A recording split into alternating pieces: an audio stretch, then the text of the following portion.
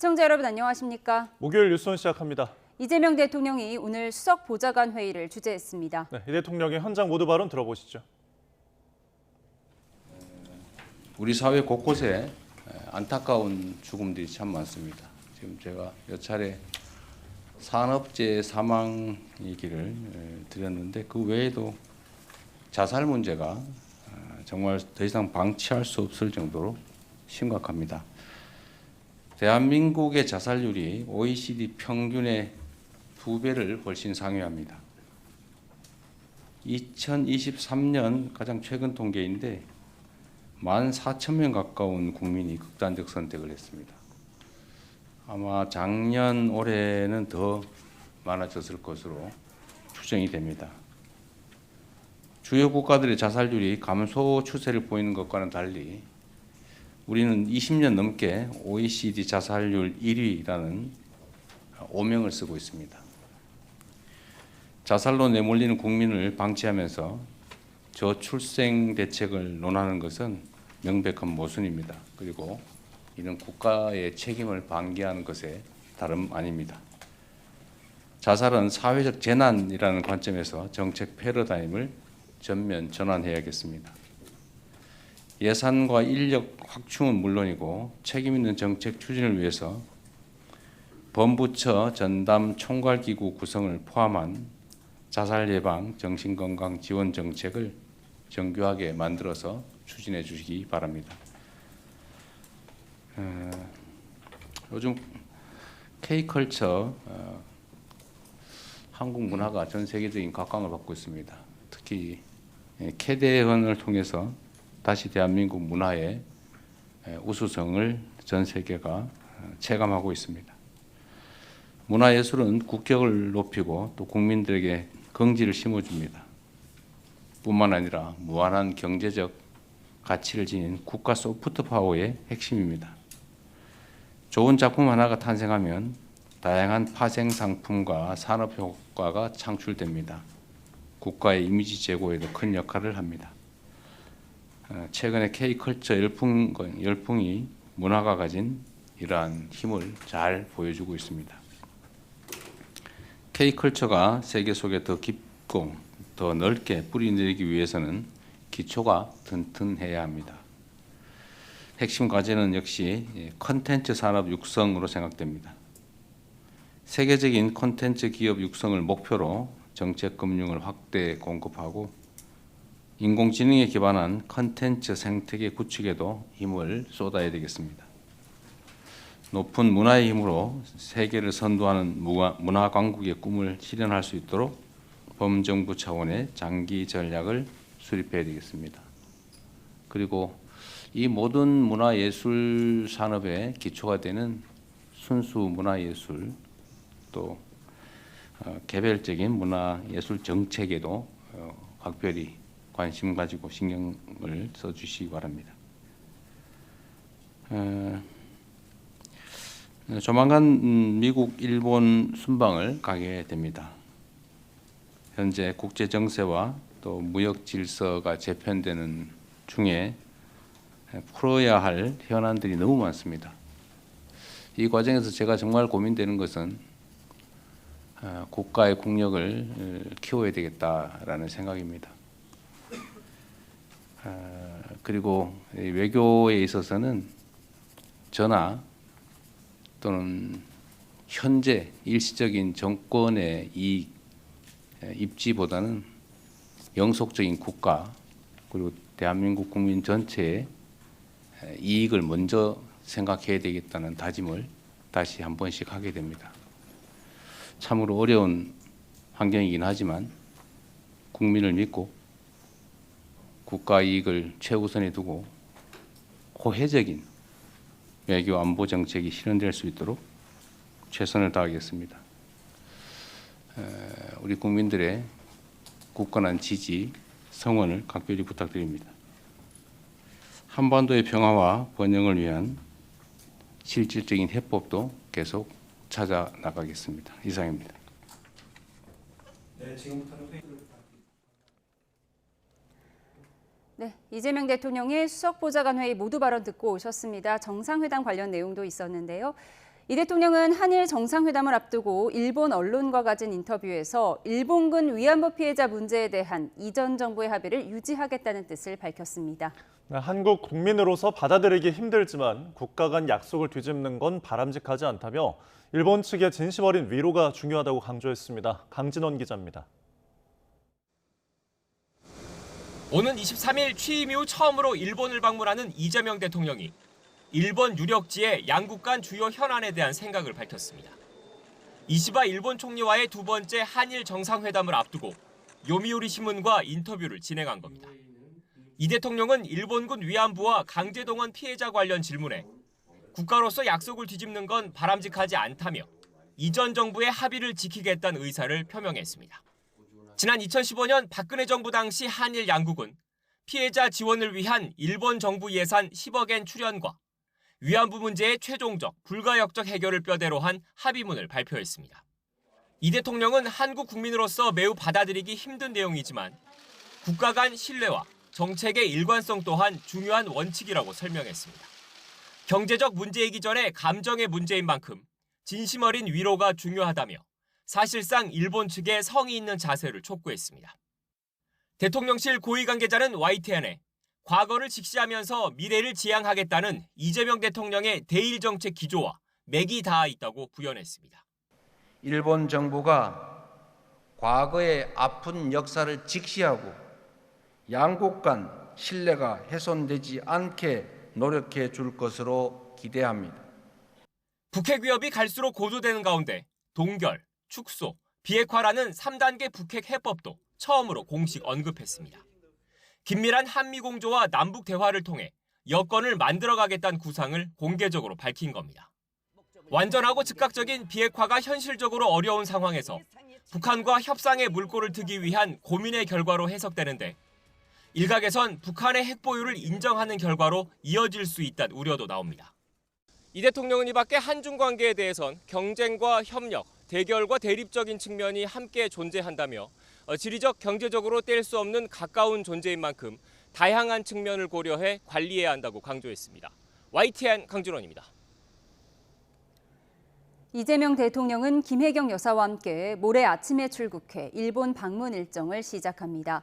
강유정 대통령실 대변인은 서면 브리핑에서 이 대통령이 일본 도착 후 숙소 호텔에서 제1동포 오찬 간담회를 하고 오후에는 이시바 시게루 일본 총리와의 정상회담과 만찬 등 일정을 가진다고 밝혔습니다. 이 대통령은 이튿날 오후 미국으로 출국한 뒤 현지 시각으로 25일 한미 정상회담 등 공식 일정을 갖고 26일에는 필라델피아로 이동해 한화 필리 조선소 시찰 일정 등을 소화합니다.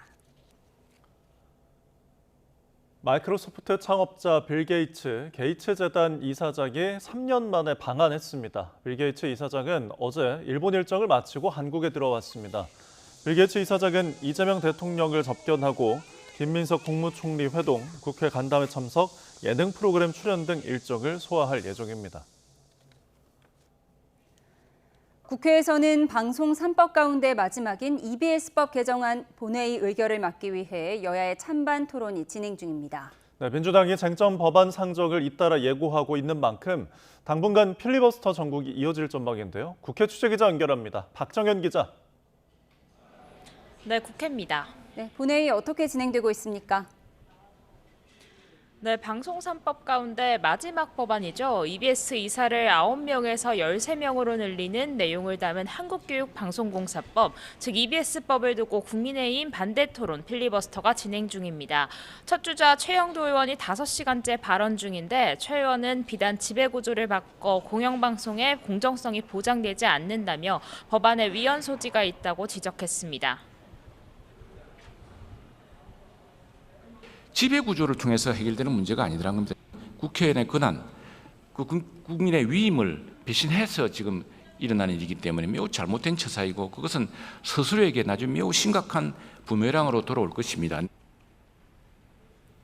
반면 민주당은 앞서 법안 제안 설명을 통해 이번 법안이 EBS의 독립성과 중립성을 위해 필요하다고 강조했습니다. 독립성, 정치적 중립성 및 합리적 운영을 보장하기 위하여 이 사회를 각 분야의 전문가 및 사회 각 분야의 대표성 등을 반영해 확대하고 최 의원에 이어 민주당 이정원 의원이 찬성 토론을 할 예정인데 다만 필리버스터는 토론 시작 24시간이 지나고 재적 의원 5분의 3 이상이 찬성하면 토론을 끝낼 수 있습니다. 법여권 의석수로 충분한 만큼 내일 24시간이 지나는 대로 필리버스터 강제 종료와 EBS법 표결이 이뤄질 전망입니다.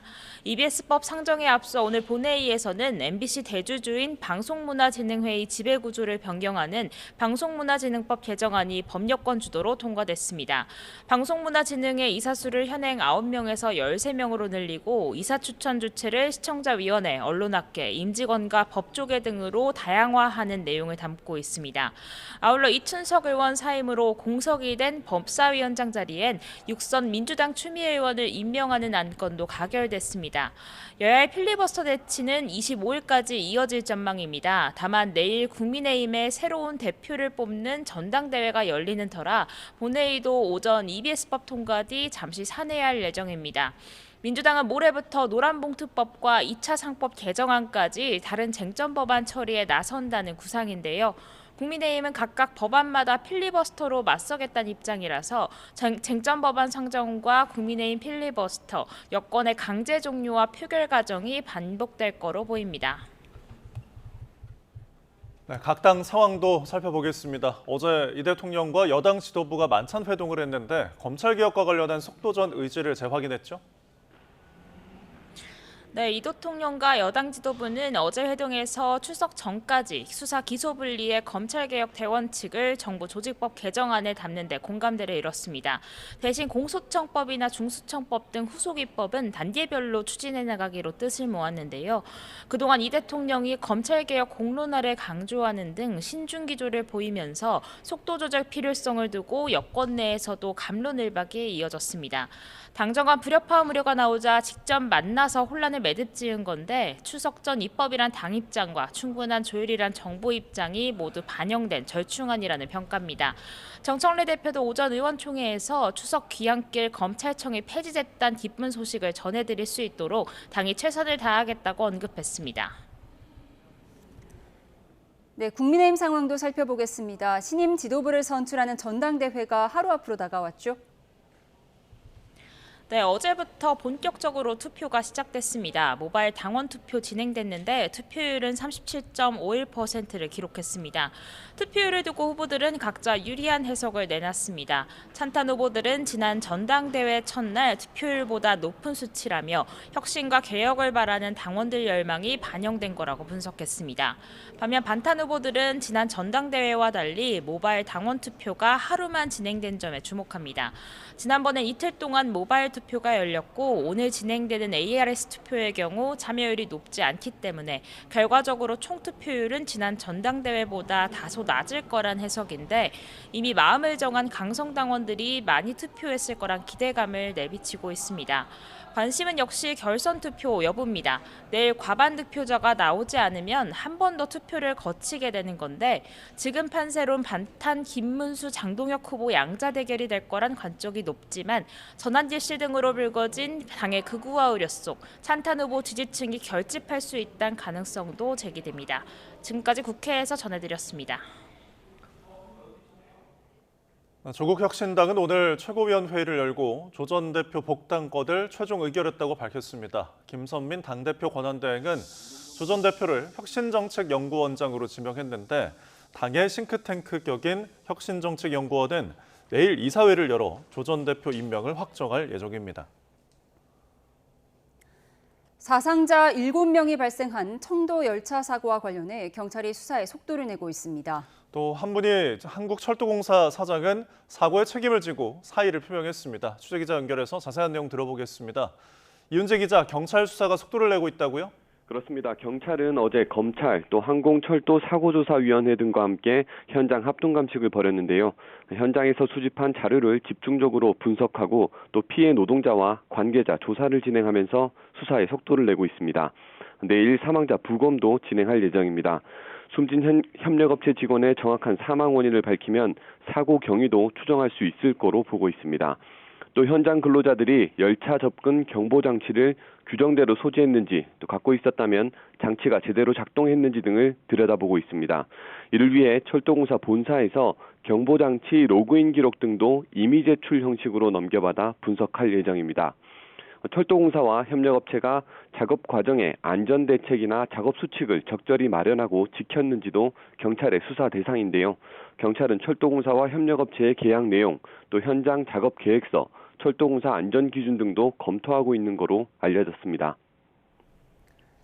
네, 이런 가운데 철도공사 사장이 사의를 표명했다고요? 그렇습니다. 사고가 나면서 정치권을 중심으로 철도공사의 책임론이 불거졌는데요. 철도공사는 보도자료를 내고 한문희 사장이 청도 작업자 사고에 대한 책임을 지고 사고 현장에서 사의를 표명했다고 밝혔습니다. 한 사장은 사고와 관련해 유가족과 국민께 깊이 사과드리고 무거운 책임을 통감한다면서 물러나겠다고 전했습니다. 한 사장은 어제 국토교통부에 사표를 제출했지만 수리는 아직 되지 않은 것으로 알려졌습니다. 한 사장은 지난 2023년 7월 취임했습니다. 전임 나희승 사장이 이딴 철도 사고 영향으로 해임되면서 수장 자리에 올랐는데요. 한 사장 역시 철도 사고로 임기를 채우지 못하는 불명예를 떠안게 된 겁니다. 철도공사는 철도청이라는 이름의 정부기관이었다가 지난 2005년 공기업으로 전환했습니다.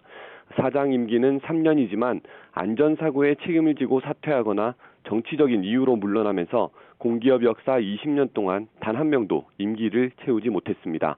지금까지 대구경북 취재본부에서 YTN 이윤재입니다.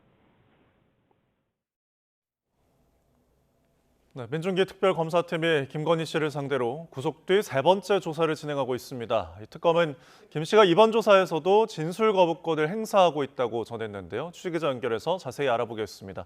이준엽 기자. 네, 서울 광화문 김건희 특검 사무실입니다. 네, 김건희 씨 조사 상황 현재 어떻습니까? 네, 김건희 씨가 조금 전 오후 2시 12분부터 구속된 이후 세 번째 조사를 받고 있습니다. 특검 관계자는 건진법사 전성배 씨와 통일교의 현안 청탁 의혹에 대한 질문지 100여 쪽 분량을 준비했다고 밝혔는데요. 김 씨가 조사 시작부터 계속해서 진술을 거부했다고도 전했습니다. 그동안 전 씨로부터 명품 가방과 다이아몬드 목걸이, 천수삼 등을 일절 받은 적 없다던 김 씨가 구속 이후에도 입장을 유지할지가 관심인데요. 김건희 씨 측에선 김 씨가 건강이 극도로 쇠약해져 장시간 대화조차 이어가기 힘든 상황이라면서 건강 문제도 호소하고 있습니다. 오전에도 구치소에서 대면 진료를 받았는데 특검은 김 씨가 몸 상태에 대해서 호소하면 조사를 계속할 수 있을지 모르겠다며 질문지를 다 소화하지 못할 가능성도 거론했습니다. 네, 특검은 또 윤석열 전 대통령 체포영장 집행과 관련해서도 입장을 냈다고요? 네, 어제 윤석열 전 대통령 측에서 특검의 지난 체포영장 집행 시도가 직권남용과 독직 폭행에 해당한다면서 민준기 특검과 문홍주 특검보를 고발했는데요. 이에 대해서 특검은 정당한 체포영장 집행에 대한 피의자와 변호인들의 방해 행위라고 평가했습니다. 이어 고발은 법률이 정한 특검의 수사를 위축시키고 방해하려는 의도에서 비롯된 것이라고 날을 세웠는데요. 다만 당시 윤 전 대통령 체포에 나설지에 대해서는 정해진 바가 없다며 다른 수사 추이를 보면서 결정할 거라고 설명했습니다. 특검 관계자는 통일교 의혹과 관련한 국민의힘 중앙당사 압수수색에 대해서는 일단 영장을 집행 불능으로 처리했지만 재청구를 적극적으로 검토할 예정이라고 전했습니다. 네, 이런 가운데 건진법사 전성배 씨는 구속갈림길에 섰다고요? 네, 서울중앙지방법원은 오전 10시 반부터 전 씨에 대한 구속 여부를 판단하고 있습니다. 전 씨가 피의자 신문에 불출석하면서 별도 신문이 열리지 않았고 전 씨는 서울구치소로 이동해서 결과를 기다리고 있는데요. 전 씨 측은 전 씨가 자신 때문에 여러 사람이 고초를 겪는 상황을 견딜 수 없고 당연히 자신도 잘못되어야 한다고 판단해서 어젯밤 직접 불출석을 결심했다고 전했습니다. 구속영장에 적용된 혐의는 알선수재와 정치자금법 위반입니다. 지난 2022년 4월에서 8월 윤영호 전 통일교 세계 본부장으로부터 다이아몬드 목걸이와 명품 가방, 천수삼 농축차를 받아서 김 씨에게 전달하면서 현안을 청탁했다는 내용입니다. 또 2022년 지방선거를 앞두고 여러 유력자로부터 돈을 받아서 공천 관련 청탁을 윤 전 대통령 측근에게 전달했다는 의혹도 있습니다. 그동안 전 씨는 금품을 받은 것은 맞지만 잃어버렸고 김 씨에게 전달한 바는 없다면서 의혹을 전면 부인해왔습니다. 네, 삼부토건 주가 조작 의혹 수사, 다른 회사 주식에 대해서까지 옮겨가는 분위기죠? 네, 특검은 오늘 오전 우크라이나 재건 사업을 이용한 주가 조작 사건과 관련해서 웰바이오텍과 자회사를 비롯한 관계회사, 피의자들 주거지 등 10곳의 압수수색에 착수했습니다. 웰바이오텍도 삼부토건처럼 주가 조작 소재로 의심받고 있는 우크라이나 재건 포럼에 참여한 회사입니다. 지난달 웰바이오텍 회장 겸 삼부토건 부회장이었던 이기훈 씨는 구속심사를 앞두고 도주해 현재 지명수배 중인데요. 최근 이종호 전 블랙펄 인베스트먼트 대표의 배우자가 2023년 7월 웰바이오텍 주식을 거래해서 2천만 원 수익을 낸 사실이 드러났습니다. 특검은 도이치모터스 주가 조작 당시 김건희 씨 계좌를 관리한 것으로 알려진 이 전 대표를 연결고리로 김건희 씨의 주가 조작 연루 여부 등을 살필 것으로 보입니다. 구치소 수감 중인 이 전 대표는 오전 10시부터 특검에서 구속 이후 세 번째 조사도 받고 있습니다. 특검은 이번 주 이 전 대표를 도이치모터스 사건 1차 주포 이정필 씨로부터 집행유예를 받게 해주겠다며 8천만 원을 받은 혐의로 구속 기소할 전망입니다. 지금까지 김건희 특검 사무실에서 전해드렸습니다. 네, 내란 특검이 국민의힘 지도부 계엄 해제 표결 방해 의혹과 관련해 첫 강제 수사에 나섰습니다. 이 최상병 사건은 수사 기한을 열흘 앞두고 30일 연장을 결정했는데요. 현장에 취재기자 나가 있습니다. 신규혜 기자. 네, 내란 특검 사무실입니다.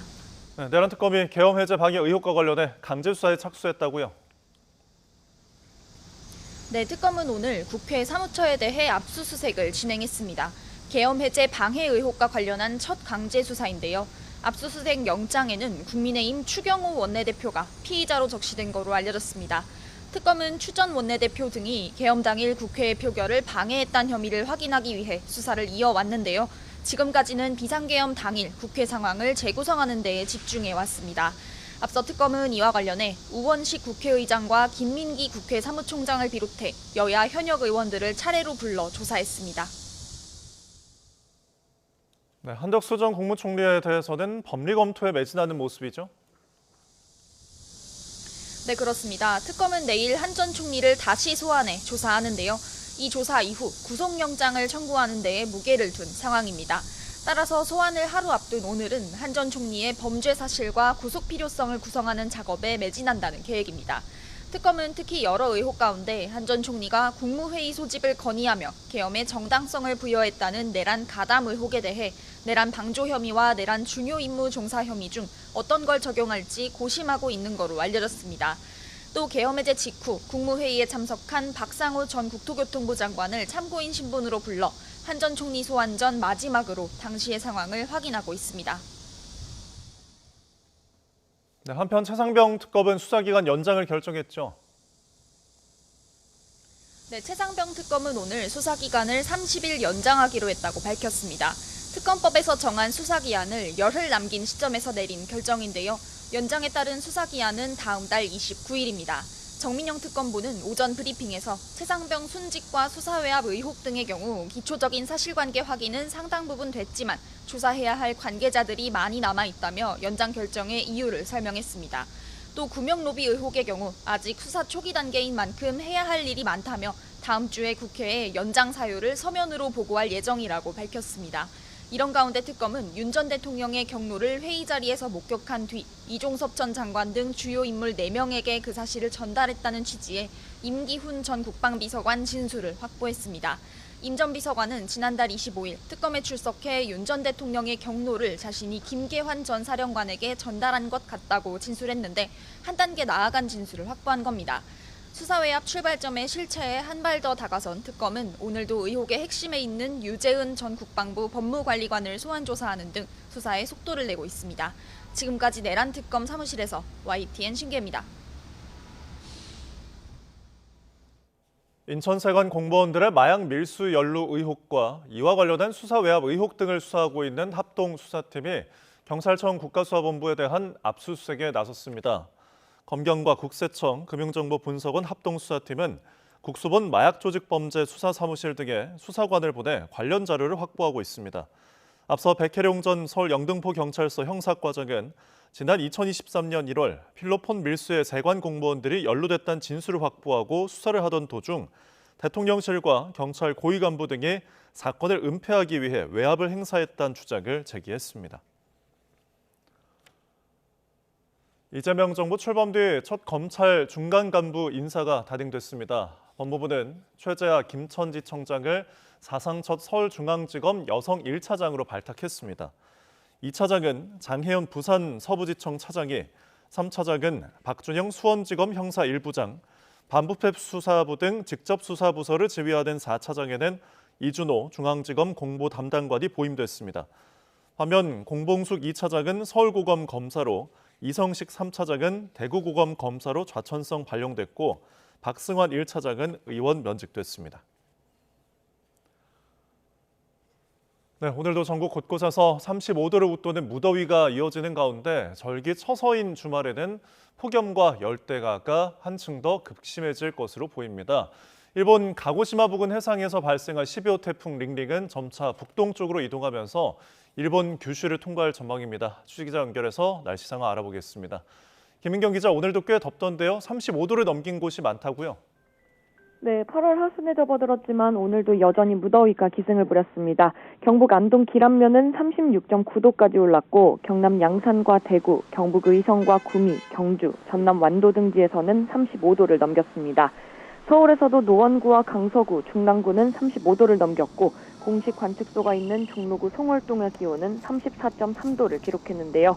강원과 제주 산간을 제외한 전국에 폭염특보가 발효 중인 가운데 오늘도 경기 용인과 강원 횡성, 전북 군산의 폭염주의보가 경보로 격상되는 등 무더위의 기세가 갈수록 거세지고 있습니다. 현재 남부 내륙 곳곳에서 비구름이 만들어져 소나기가 내리고 있는데요. 오후부터 밤 사이에는 내륙 대부분 지역에 5에서 60mm의 소나기가 내리겠지만 양이 적어 더위를 누그러뜨리기에는 부족할 걸로 보입니다. 네, 태풍 소식도 있던데요. 우리나라에는 영향이 없는 건가요? 네, 오늘 오전 9시에 일본 가고시마 부근 해상에서 12호 태풍 링링이 발생했습니다. 태풍은 점차 북동쪽으로 이동해 내일 오전쯤에는 일본 규슈를 통과하면서 열대저압부로 약화할 걸로 보이는데요. 기상청은 우리나라에 직접적인 영향을 주진 않겠지만 제주 남동쪽 해상에는 높은 물결이 일고 제주도에는 태풍 수증기의 영향으로 5에서 40mm의 비가 내리겠다고 밝혔습니다. 네, 이틀 뒤면 가을 문턱을 알리는 절기 처서인데 주말에 오히려 폭염과 열대야가 더 심해진다고요? 네, 기상청은 오늘 브리핑에서 주말에는 우리나라를 뒤덮은 두 고기압이 더욱 두터워지면서 기온이 지금보다 1, 2도가량 오를 걸로 보인다고 밝혔는데요. 주말과 휴일까지는 폭염과 열대야 속에서 산발적인 소나기만 내리겠고 다음 주에도 무더위가 계속되겠지만 주 초반 중부지방에는 비가 내리면서 기온이 다소 낮아질 전망입니다. 지금까지 과학기상부에서 YTN 김민경입니다.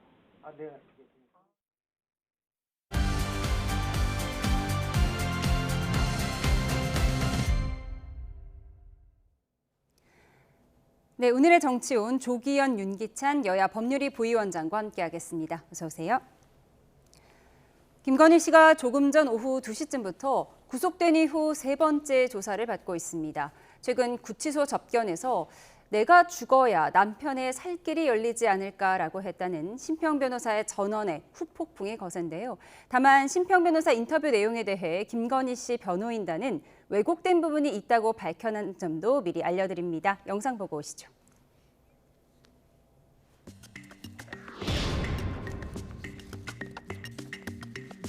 첫 일성이 내가 죽어버려야 내 남편이 살지 않겠습니까?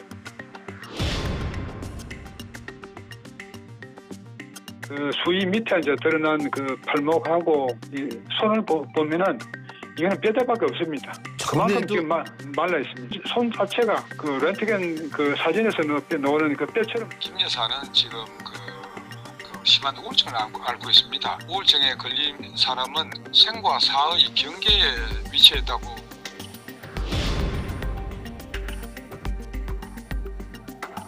오죽했으면 우리가 남편이 계엄을 했겠습니까?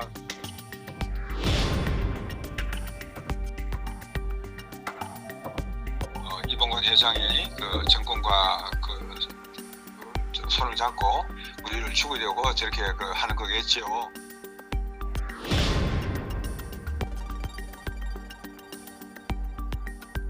남편이 끝까지 버텨달라는 말을 꼭 좀 전해달라고 하시고, 선생님 생각하기에 이재명 대통령의 가장 큰 장점이 뭐라고 생각합니까? 그래서 제가 이 대통령은 무엇보다도 사람을 키울 줄 아는 분이다. 이것을 남편에게 다음에 가시거든 꼭 좀 전해달라. 그래서 몇 번이나 신신당부를 합니다.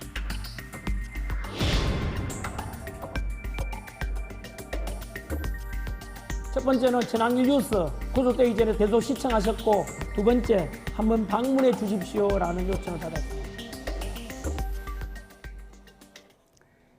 네, 앞서 전해드린 대로 이 영상은 심평 변호사의 전원을 토대로 구성하였고요. 김건희 씨 변호인단은 사실과 다른 부분도 있다고 전해왔습니다.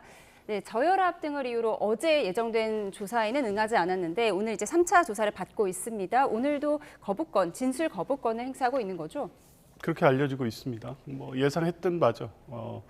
김건희 씨 같은 경우에 최초 조사 이후에 본인의 진술이 번번이 이 특검의 다른 증거에 의해서 반박되고 있다는 걸 확인했기 때문에 일단 수사에 협조하는 듯한 태도는 보이고 있지만 진술할수록 향후 이제 공판 과정에서 불리한 증거로 갈 가능성이 매우 많기 때문에 특검에서 어디까지 확인이 되고 수사가 됐는지를 확인하는 차원에서 또 이후에 혹시라도 구속을 면할 수 있는 보석이라든가 신청에 대비해서 수사에 협조는 하지만 적극적으로 부인하거나 답변하는 방식으로는 하지 않을 것으로 보이고, 이제 간간히 아마 전면적인 진술 거부권은 아니고 특별히 이 지금 관련된 사건들이 윤석열 전 대통령과의 관계, 그러니까 공무원의 지위라는 신분을 필요로 하는 범죄와 관련해서는 일단 부인하는 취지의 간단한 답변은 하고 있는 것으로 보입니다. 앞으로도 이제 이런 방식으로 수사에 응하지 않을까 싶습니다. 예, 심평 변호사의 전원을 토대로 이제 영상을 재구성했는데 이 말들이 좀 사실이라면 이재명 대통령의 장점이 뭐냐고 물어봤고 사람을 잘 키우는 사람이다 대답을 했더니 이 내용을 윤 전 대통령에게 꼭 좀 전해달라고 했다고 합니다. 이 부분 어떻게 보셨어요? 글쎄요, 맥락이 없어 보여서 저는 심평 변호사가, 저는 사실은 이제 저 심평 변호사의 전원을 듣고 이게 심평 변호사에게 여러 가지 얘기를 하게 되면 김건희 여사 입장에서 보면 심평 변호사가 이게 밖에 나가서 언론과 인터뷰를 할 것이다. 일단 용인 내지 예상을 했을 거라고 생각을 하는데 그럼에도 불구하고 사실 수사 중이잖아요. 그러니까 수사 중인 사람이 여러 방면에 관해서 다양한 얘기를 하게 되면 여러 가지 또 안 좋은 뉘앙스의 영향도 주거든요. 여유가 있어 보이기도 하고 그다음에 이 수사에 대해서 진정성이 없어 보이기도 하고 이렇기 때문에 일반적인 정치인이라면 그럴 수 있는데 김 여사의 경우에는 정치인이라고 평가받고 있지 않기 때문에 건강 상태 이런 부분은 상관이 없지만 지금 이 전원을 통해서 윤 전 대통령에게 얘기해달라 이런 측면들 이런 건 사실 부적절해 보이는데 어쨌든 그러나 의미 자체는 이제 윤 전 대통령 입장에서 보면 현재 정체되어 있는 상황으로 보지 말고 정치적 환경이라는 것은 변할 수 있다라는 취지로 보여져요. 그런데 국민의힘의 관련자들에 대한 국민적 기대가 더 커질 수도 있는 거고 그러면 정권을 저희가 찾아올 수도 있는 부분도 없지 않아 있는 것이고 그리고 이재명 대통령이 하고 있는 이 사면처럼 사실은 기준 없는 사면이 아닐지라도 언젠가는 사면 논의의 대상이 될 수도 있고 이런 정치 환경 변화에 따라서 윤석열 대통령에 대한 사법적인 이후의 처리가 달라질 수 있다라는 점에 대한 이 희망을 가져라 이런 취지가 아닌가 싶습니다. 그리고 그래서 현재 정해놓고 하는 재판 같고 수사 같지만 어쨌든 상황이 변경이 되면 달리 평가받을 수 있기 때문에 이제 힘을 내라, 포기하지 마라 이런 취지의 얘기가 곁들여진 게 아닌가 이런 생각을 합니다. 예, 이렇게 김건희 씨가 최근 구치소에 찾아온 면회자에게 밝힌 여러 발언들이 여과 없이 전해지면서 민주당에서는 대국민 심리전이라는 등 비판의 목소리가 높아지고 있는데요. 직접 들어보시죠. 김건희의 심파극 순해보는 국민 감동이 없습니다. 내가 우울증이다. 밥을 못 먹는다. 저도 구치소에서 3년 살았어요. 밥 못 먹어요. 처음에 가서는.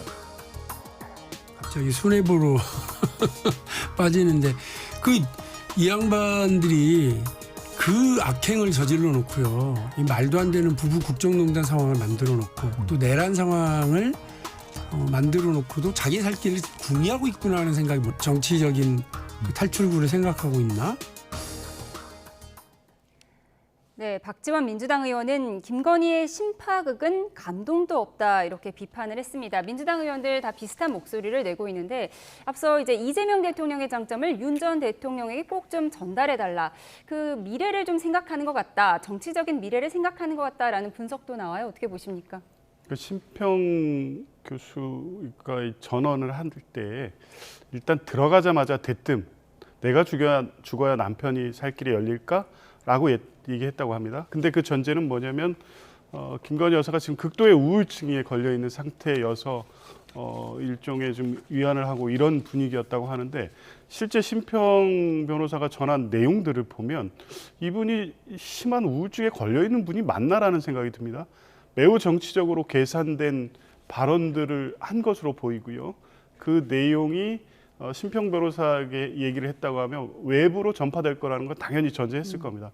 그렇다고 보면 하나하나의 메시지에 대해서 특별한 의미를 담아서 한 것으로 보이고요. 보면 뭐 한동훈 대표에 대해서도 얘기했고 이재명 대통령에 대해서도 또 언급을 합니다. 그리고 이봉관 회장, 그러니까 서희건설 회장과 관련된 얘기도 하고 고 장제원 그 의원의 그 정권 초기 인사와 관련된 얘기도 합니다. 마치 지금 매우 정치적인 어떤 권한을 갖고 영향력을 행사하는 지위에 있는 사람들의 대화처럼 들리는 얘기거든요. 그러니까 너무 비현실적인 대화를 하고 있는 것으로 보여져서 이게 과연 어떤 메시지로서만의 단순한 의도, 그러니까 이런 메시지를 통해서 지지자들에게 또 아니면 윤석열 전 대통령에게 어떤 효과를 내기 위한 메시지의 의미가 한편에 있는 반면에 실제 아직도 이 김건희 씨는 지금의 현실에 대해서 제대로 판단하지 못하고 있는 것 같다. 본인이 구속된 이 상황과 향후 받게 될 수사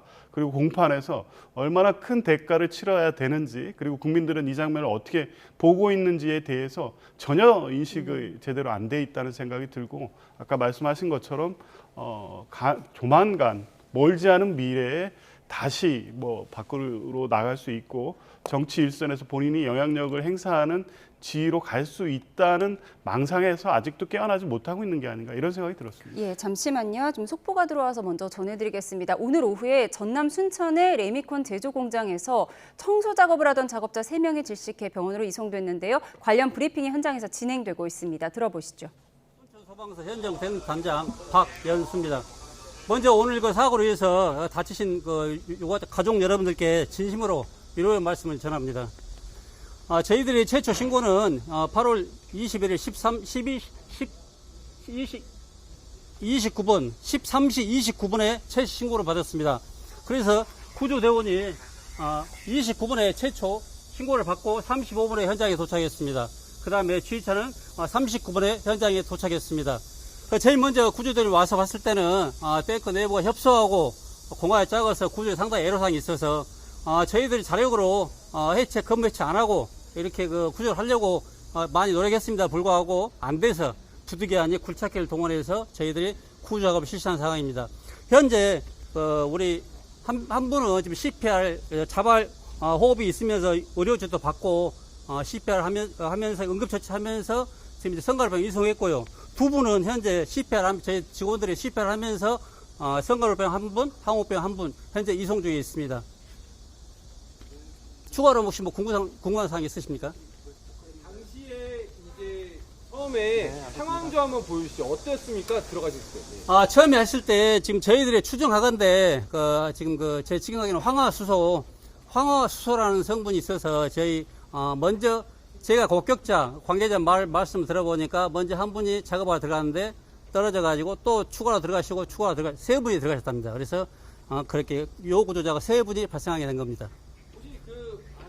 들어가셨던 분들 중은 좀 어떤 관계시고 좀 당시 상황 좀 한번 지금 저희 관계까지는 제 직원분들인데요. 현재 아까 제가 우리 관계자 그 대표님하고 좀 이야기를 했는데 지금 현재 영업을 안 한 상태고 쉬는 시간인데 이렇게 그 기간을 활용해서 청소 작업을 하려고 이렇게 했다는 그런 말을 들은 바 있습니다. 혹시 보니까 가스통 같은 게 넘어져 있는데 왜 저기 넘어져 있는지 좀 상황 좀 설명해 주세요. 저희들이 잠깐 서두에 말씀드렸지만은 원간 우리 구조할 수 있는 공간이 거의 한 40cm 정도가 안 됩니다. 공간 맨홀 뚜껑이. 그래서 저희 구조대원들이 들어가서 백방으로 노력했지만은 자력을 올리기 힘들어서 부득이하니 우리 건물주 동의하에 건물을 해체하고 탱크를 옆으로 잡아들여서 넘어뜨려 가지고 이렇게 구조를 할 수밖에 없었습니다.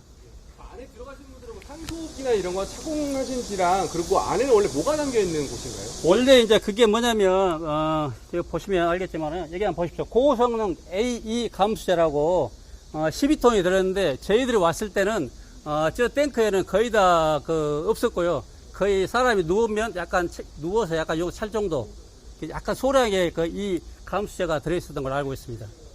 산소호흡기 이런 건 하셨나요? 그거는 저희들이 아마 확인해 봐야 되겠는데요. 제 육안으로 본 건 없습니다.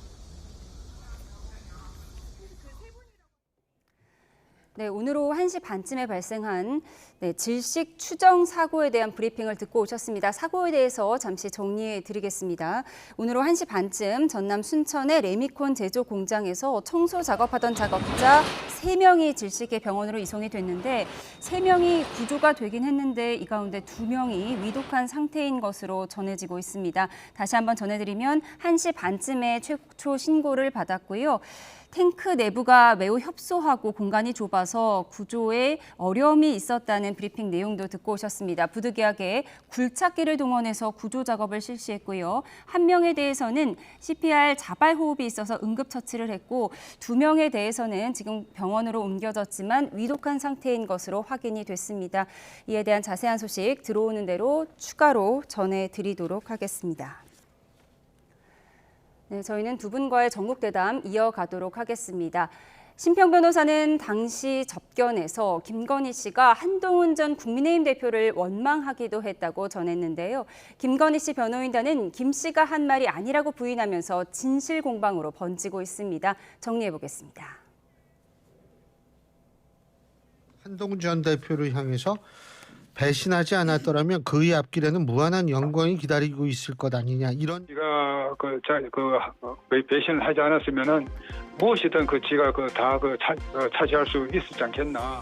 윤석열 대통령에 대해서 어떤 이 배반의 마음을 가진 궁정 쿠데타를 계획하고 실행했다고 저는 보고 있고.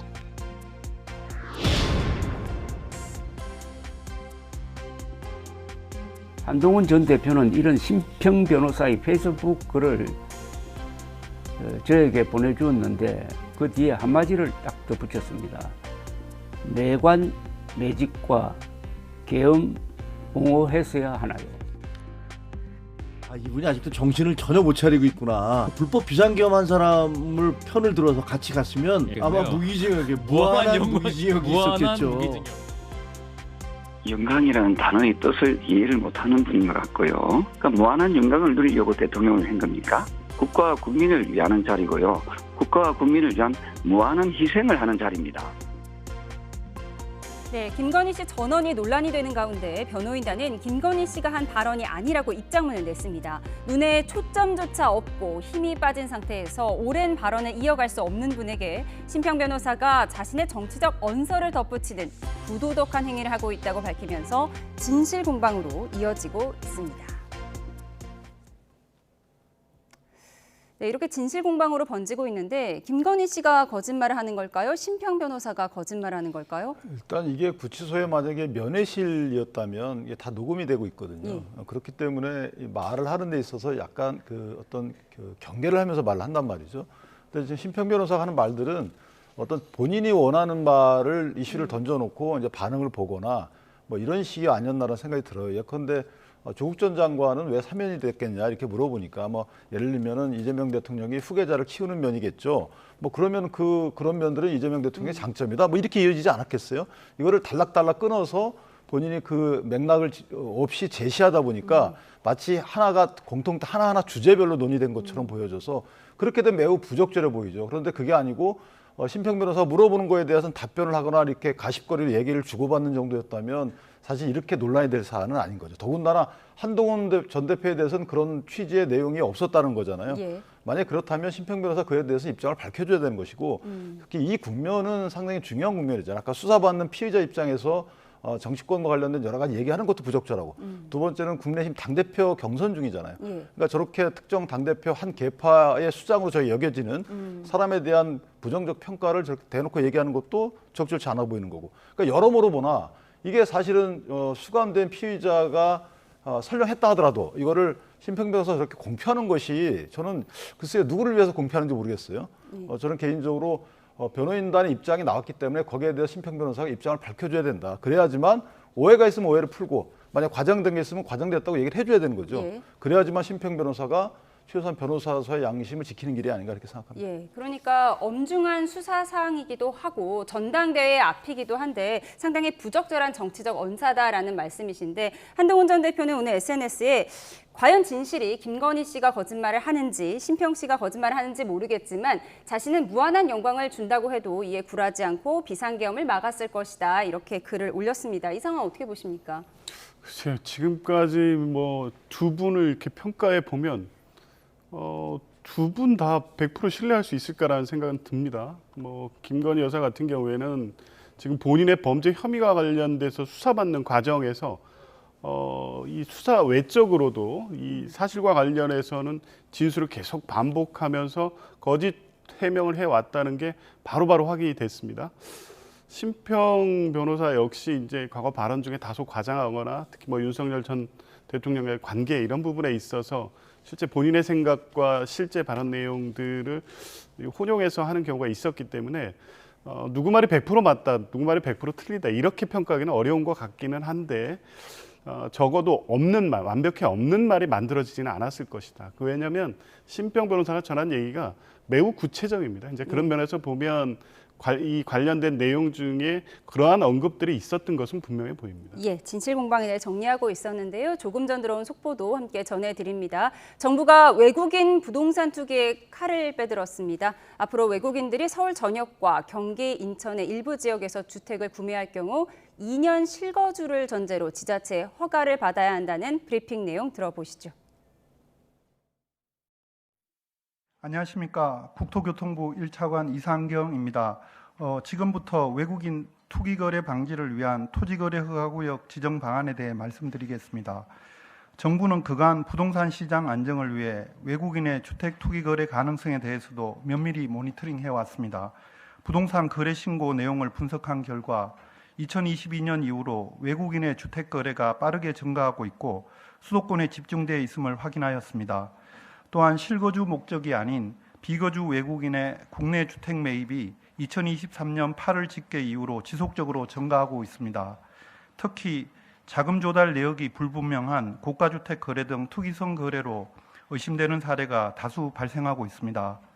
아울러 최근 6.27 대출 규제와 맞물려 해외 자금 차입 등을 통한 외국인의 투기성 거래가 증가할 우려가 커지고 있는 상황입니다. 이에 정부는 외국인의 주택 투기를 사전에 차단하고 실거주 중심의 주택 거래 질서를 확립하기 위해 부동산 거래 신고법에 따라 중앙도시계획위원회 심의를 거쳐 외국인 토지거래 허가구역을 지정하고자 합니다. 허가구역 지정 범위는 외국인의 주택 거래 동향 및 투기 가능성 등을 고려하여 정했습니다. 서울시는 전 지역이고 경기도는 양주, 이천, 의정부, 동두천, 양평, 여주, 가평, 연천 8개 시군을 제외한 23개 시군이며 인천시는 동구, 강화군, 옹진군을 제외한 7개 자치구입니다. 지정 기간은 1년으로 하되 부동산 시장 상황을 보아가며 향후 기간 연장을 검토할 계획입니다. 이번 허가구역 지정으로 해당 주택에서 주택을 취득한 후 2년간 실거주할 수 없는 외국인은 허가를 받을 수 없기 때문에 투기 목적의 거래는 사실상 차단됩니다. 그리고 정부는 외국인의 실거주 의무 이행 여부를 현장 점검을 통해 철저하게 단속할 계획입니다. 실거주 의무를 위반한 외국인에 대해서는 네, 들으신 것처럼 외국인들이 앞으로 서울 전역과 인천, 경기의 일부 지역의 주택을 구매하려면 2년 실거주를 전제로 지자체 허가를 받아야 합니다. 부동산 규제에서 외국인들은 제외돼서 역차별 논란이 커지자 정부가 칼을 빼든 건데요. 취재기자 연결해 보다 자세히 알아보겠습니다. 차유정 기자, 자세히 전해주시죠. 네, 정부가 서울시 전역과 인천시, 경기도 주요 지역을 외국인 토지거래 허가구역으로 지정한다고 밝혔습니다. 이 토지거래 허가는 초기를 막기 위해 정부가 부동산 구매를 규제하는 제도인데요. 외국인들은 그동안 신고만 하면 됐는데 앞으로 이 지역에서 구매를 하려면 지자체 허가를 받아야 합니다.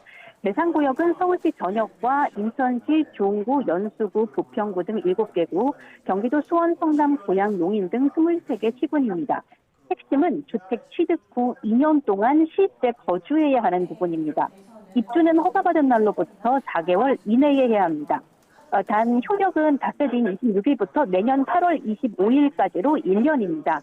정부는 향후 시장 상황을 고려해 필요하면 기간 연장을 검토할 계획입니다. 국토부는 위반 사실이 확인되면 석 달 이내 기간을 정해 이행 명령을 내리고 의무를 이행할 때까지 토지 취득가액의 10% 이내에서 이행 강제금을 반복해서 부과할 예정입니다. 네, 이번 외국인 대상 규제 체계의 배경은 뭔가요? 네, 이 외국인 부동산 취득은 지난 1998년 허가에서 신고로 바뀐 뒤 특히 일부 지역을 제외하면 지금까지 큰 제한이 없었습니다. 이에 외국인들이 부동산 규제 사각지대에 있다는 지적이 계속 있었는데요. 특히 최근 대출 규제 시행 이후 논란이 더욱 불거졌습니다. 국내 금융기관에서 대출 규제를 받지 않은 외국인들은 해외 금융사를 통해 자금을 조달해 제약을 받지 않습니다. 실제 통계를 보면 수도권 내 외국인 주택거래 건수는 2022년부터 연평균 26% 넘게 증가해오고 있습니다. 투기 목적 거래가 의심되는 사례도 늘었습니다. 비거주 외국인이 국내 주택을 살 때 보통 위탁관리인을 지정하는데 이런 위탁관리인을 지정한 수도권 주택거래가 증가하고 있습니다. 현금 조달 비율이 높은 고가 주택 거래도 다수 발견됐는데 예를 들면 외국인 A씨는 전액 예금으로 180억 원의 용산구의 아파트를 매입했고 82억 원짜리 성북구 단독주택을 전액 예금으로 산 30대 외국인 사례도 있었습니다. 앞으로는 외국인이 규제 지역에서 전세 끼고 주택 사는 건 안 되고 매매 대금을 해외에서 조달할 경우 자금 조달 계획서와 증명 서류를 제출해야 합니다. 지금까지 경제부에서 YTN 차유정입니다. 네, 외국인 부동산 투기 규제 관련한 브리핑 속보로 전해드렸습니다. 저희는 전국대담 이어가도록 하겠습니다. 여권에서 최우선 과제로 강제해온 검찰개혁을 두고 속도 조절론이 불거졌었는데요. 어제 이 대통령과 여당 지도부가 만찬 회동을 한 뒤 매듭이 지어진 것 같습니다. 정청래 대표의 목소리부터 듣고 오시죠. 어제 대통령님의 결단으로 검찰개혁 관련해서 말씀이 있었는데 수사와 기소를 분리하는 검찰개혁에 대해서 9월 내에 정부조직법에 검찰청 폐지 그리고 공소청, 중수청 설립을 담은 정부조직법을 9월 내에 본회의에서 처리하자 이렇게 당과 대통령실이 입장을 같이 했다는 것을 대통령님께서 결단해 주신 부분에 대해서 당으로서는 감사를 드렸고 최근 총리와 비서실장이 개혁 속도 조절에 방점을 둔 듯한 기자회견을 한 뒤 대통령실과 여당 사이에 불협화음이 있는 것 아니냐는 얘기도 나왔지만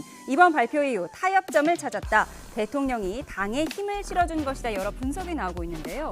어제 정청래 대표가 올린 경주를 방문했다 찍은 바로 이 사진도 눈길을 끌고 있습니다. 네. 추석 전 완수를 목표로 속도를 내겠다는 여당 대표와 신중하게 개혁해야 한다는 대통령실과 정부 사이에 엇박자가 나는 것 아니냐. 어제 이런 분석도 나왔는데 어제 만찬 이후에는 이제 매듭이 확실히 지어진 건가요? 그렇죠. 근데 이게 뭐 엇박자라는 분석이 있긴 했는데 사실은 그렇지는 않습니다. 이재명 대통령이 취임 그 첫 기자회견에서 추석 전 제도 얼개 마련하겠다. 그러니까 입법안을 준비하겠다는 거였고 국회가 결단할 문제라고 했습니다. 죄송합니다.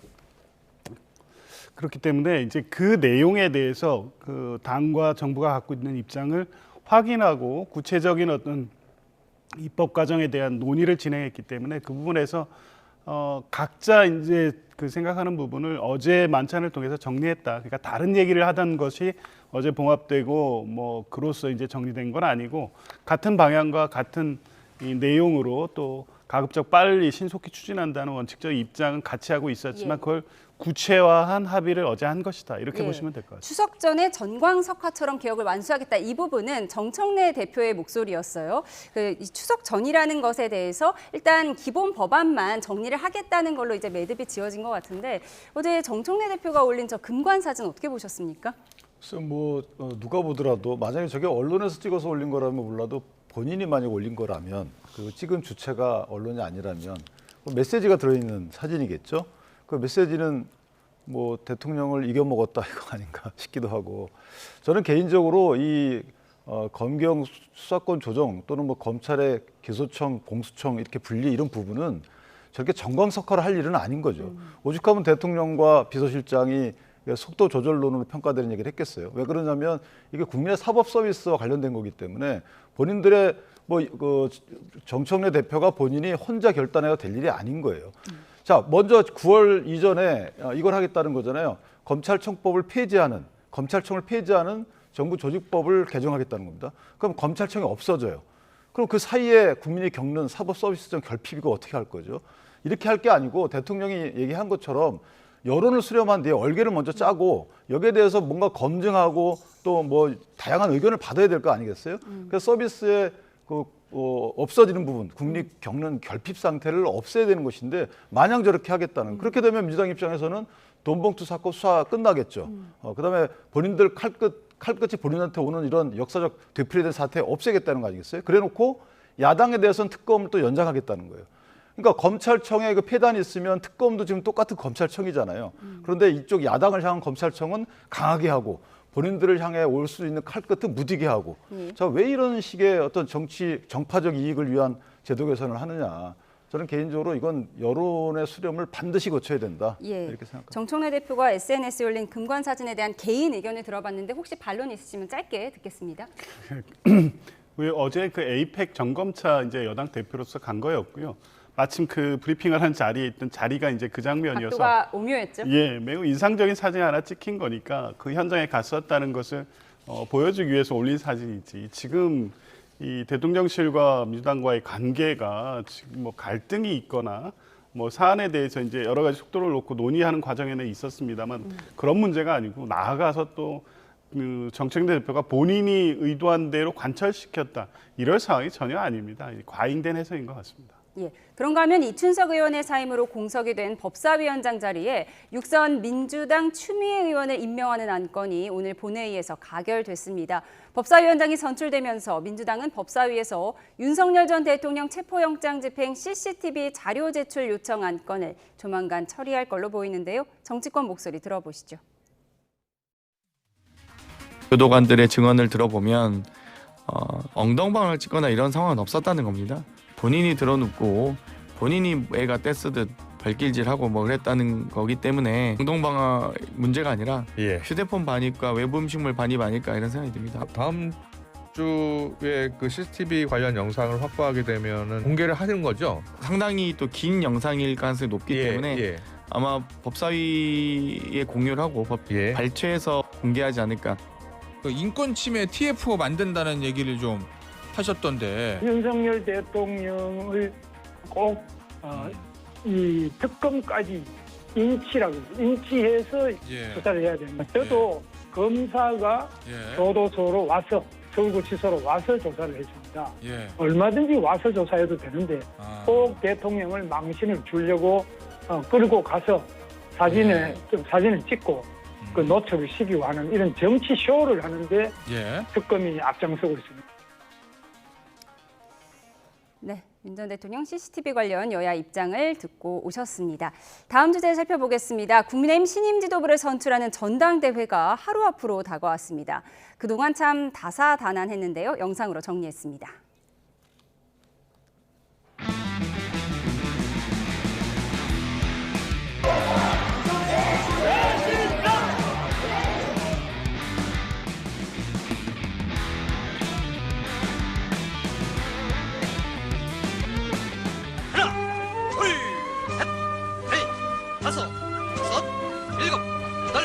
둘, 셋, 넷, 다섯, 여섯, 일곱. 다리 운동. 지금 여러분이 손가락질하는 전환길 선생, 그 겨울 우리 당을 지키자고 했던 사람들입니다. 이제 나가라 나가라 외치는 것, 그게 부끄러운 겁니다, 여러분.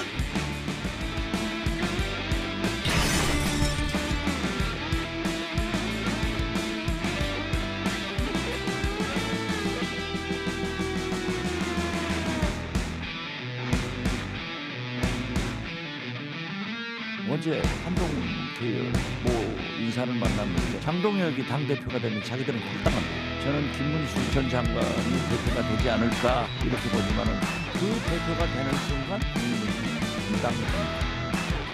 그런 계획이 있습니까? 뭐 진짜로 신당을 창당합니까? 그런 계획은 0%고요. 한동훈 전 대표가 이제 실질적으로 국민들과 만나고 당원들 직접 만나는 시간들이 훨씬 많아질 겁니다. 밑에서부터의 어떤 변화를 일으키는 그런 역할을 할 것으로 저는 기대합니다.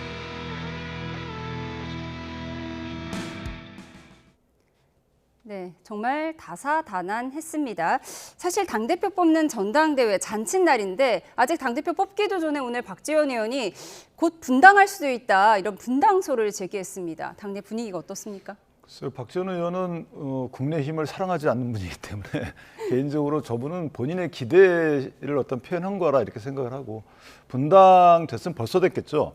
저희가 2017년도에 그 당시에 탄핵 이후에 보시면 분당이 됐었잖아요.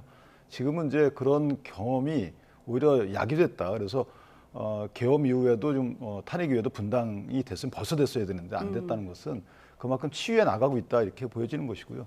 또 하나는 제가 늘 비판하듯이 그 개파가 있을 수는 있지만 패권적인 개파 정치가 나가면 안 되는 겁니다. 패권적이라면 당신네들은 나가.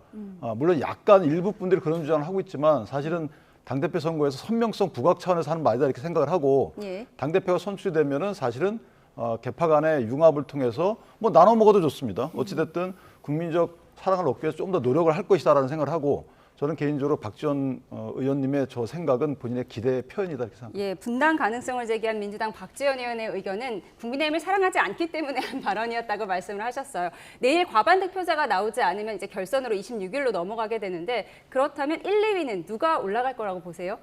뭐 대체적으로 다 예측하는 것 같이 소위 반탄파인 조경태 후보, 장동혁 후보 가능성이 매우 높아 보입니다. 그리고 저희가 여론조사 결과를 보여드리고 있는데, 이렇게 전체 여론조사를 보면 조경태 의원이 지금 앞서고 있고요. 또 국민의힘 지지층만 봤을 때는 장동혁 후보가 앞서고 있고, 무당층은 또 김문수 후보가 앞서고 있습니다. 물론 이제 당심이 80%, 여론조사가 20% 합산이 되는데 감안해서 한번 말씀을 해주시죠.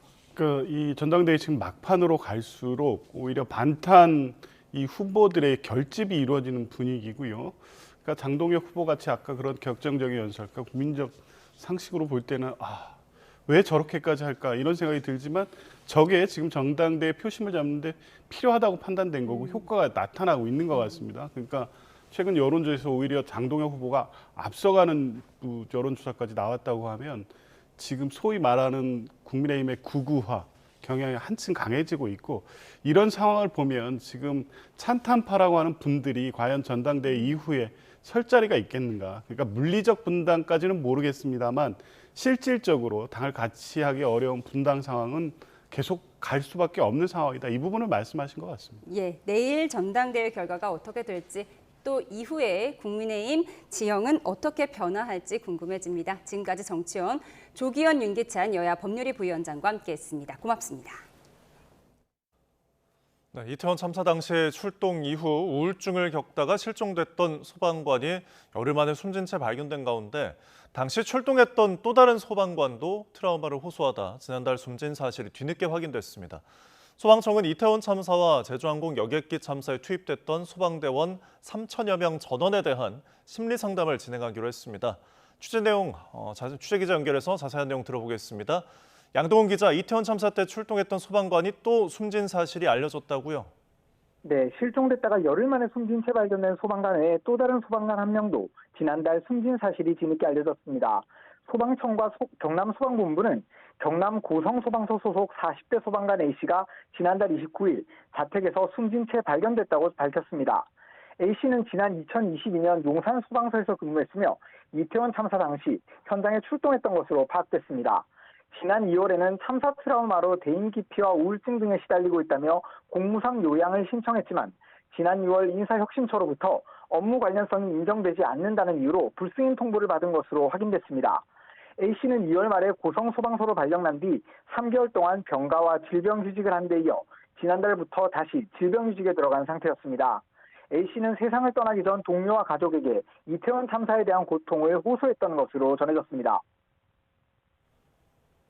네, 실종됐다가 열흘 만에 발견된 소방관에 대해서는 경찰이 수사를 종결할 방침이라고요.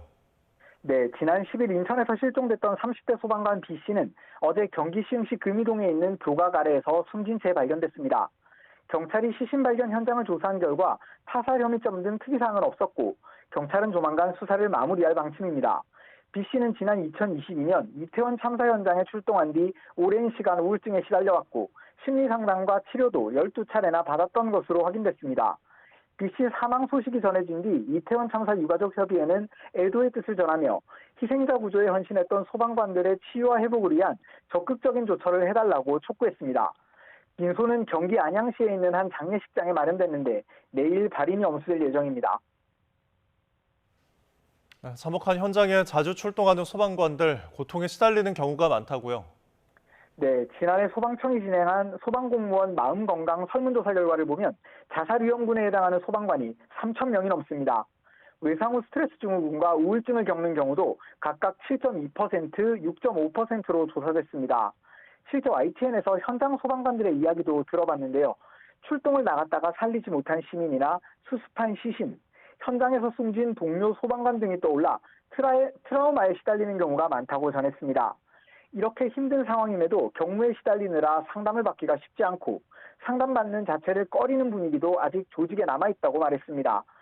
전문가들은 첫 시작이 가장 중요한 만큼 상담 전문 소방관을 육성해 동료 소방관에게 아픔을 털어놓게 하는 방법이 치유에 도움이 된다고 제안하고 있습니다.